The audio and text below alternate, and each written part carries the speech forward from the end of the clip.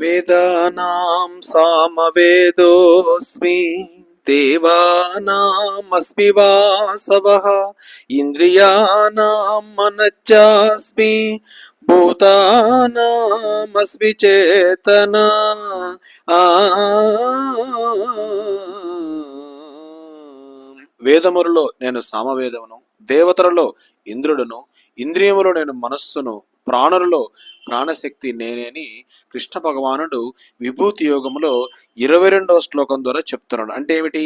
సామవేదము నేనయ, వేదములో సామవేదాన్ని నేనని కృష్ణ భగవానుడు ఇంత చక్కగా విభూతి యోగములో 22వ శ్లోకం ద్వారా చెప్తున్నాడు. అలాగే పితాహమస్య జగతో మాతా దాతా పితామహాః వేద్యం పవిత్రమోంకార రుక్సామాయజురేవ చ రుక్సామాయజురేవ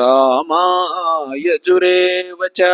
ఈ సమస్త జగత్తునకు దాతను, ధరించువాడను, అంటే ఈ సమస్త జగత్తును ధరించేవాడను నేను, అట్టే కర్మఫలములను ఇచ్చువాడను నేను, ఈ జగత్తుకు తల్లియు తండ్రియు తాతయు మొత్తము నేనే పవిత్రుడును, ఓంకారం నేనే, ఋగ్వేదం యజుర్వేదం సామవేదం ఈ వేదాలన్నీ నేనేని కృష్ణ భగవానుడు చక్కగా రాజవిద్య రాజగుహ యోగంలో 17వ శ్లోకం ద్వారా చక్కగా ఈ వేదాలన్నీ నేనని చెప్తే, ఈ రమణానంద మహర్షి అని చెప్పే ఆయన వేదాలను ఋషులు ఇచ్చారని నిన్న ఒక యూట్యూబ్ వీడియోలో చెప్పారండి.